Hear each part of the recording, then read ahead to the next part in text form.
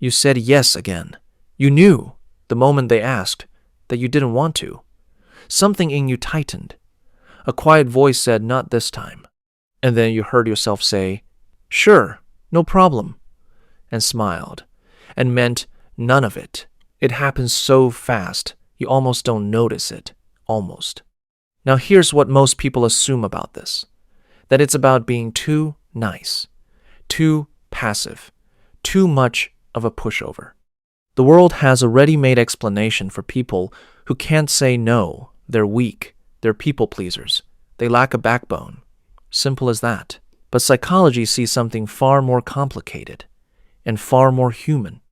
If you've ever said yes when your whole body was saying no, if you've ever hung up the phone and immediately felt dread, or stayed in situations long past the point they stopped serving you, simply because leaving felt impossible, then this video is for you. Because what's happening inside you is not weakness. It's a survival response. And it has a name. Today, we're breaking down the psychology of people who can't say no. And I promise you, by the end of this, you will understand yourself in a way most people never get the chance to. Society calls this being a pushover, a yes man, spineless. It wraps the behavior in the language of moral failure, as if the ability to refuse were simply a matter of willpower, as if you could just decide to be different and everything would change. But psychology sees something very different going on beneath the surface. This isn't a character flaw. In many cases, it's a deeply intelligent, if painful, adaptation to an environment that once made saying no feel genuinely dangerous. The first mechanism at work here is what psychologists call the fawn response. You've probably heard of fight, flight, and freeze. But fawn is the fourth. It's what happens when a person learns, early in life, that the safest way to navigate threat is through appeasement, through compliance, through making themselves agreeable enough that the danger, whether that's anger, rejection, withdrawal of love, simply passes. The person who can't say no isn't being passive. They're being strategic in the only way they know how. Their nervous system learned, if I make you happy, I am safe. This connects directly to attachment theory, first developed by John Bowlby.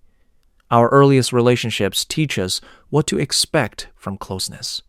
If love in childhood felt conditional, if approval came with strings, if disapproval came with silence or punishment, then a child learns to manage others' emotions as a matter of survival. That pattern doesn't disappear at 18.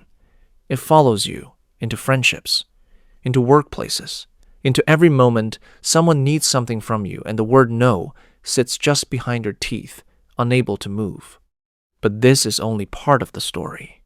Because there's another layer, one that goes deeper than learned behavior. It's about identity. For many people who struggle to say no, the act of refusal feels like a kind of annihilation. Not just I'm saying no to this request, but I am becoming someone unlovable. The boundary and the self become fused. Saying no doesn't feel like an act. It feels like a loss. And that fear lives in the body.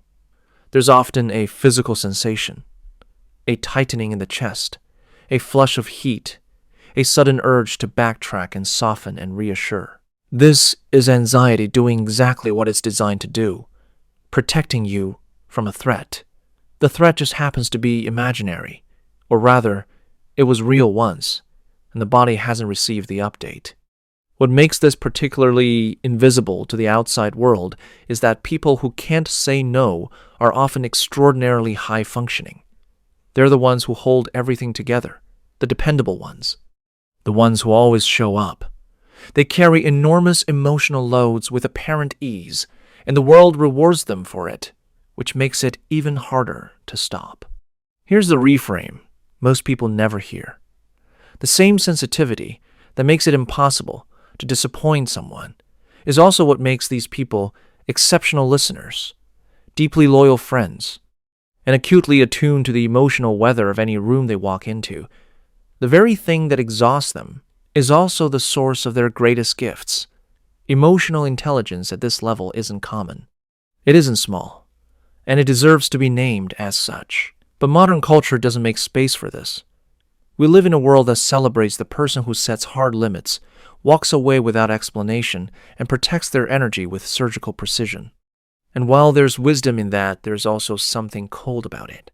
The person who can't say no often exists in painful contrast to this ideal, wondering why boundaries that seem effortless to others feel like acts of violence to them. That contrast isn't a personal failure. It's a design mismatch between who they are and what the culture values. Picture this. It's late.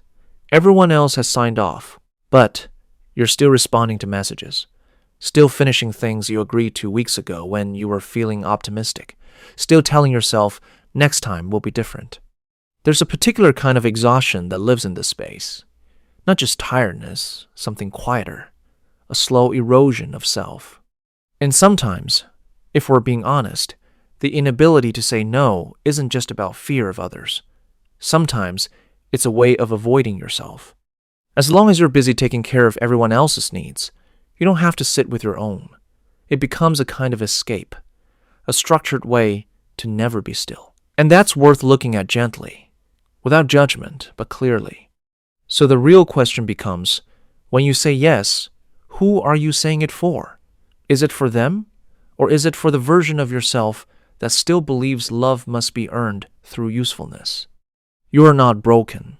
You are not too much or too little.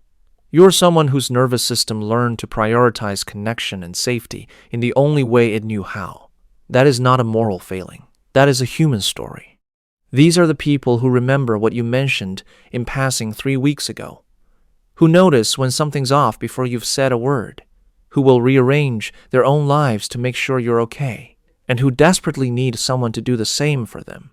Psychologists sometimes call this profile sociotropy, a deep orientation toward relationships and others' approval as the primary source of self-worth. It's not weakness. It's a particular way of being wired for connection, with the volume turned all the way up. So tell me in the comments, is this you? Is there one relationship, one situation, one moment you keep returning to where the word no simply wouldn't come? I'd genuinely like to know. If you find yourself returning to videos like this one, videos that try to make sense of the quieter, more complicated corners of human behavior, consider subscribing. There's more to explore here than most people realize. And in the next video, we're going to look at something that might surprise you. The psychology of people who seem confident on the surface, but are running from something entirely different underneath.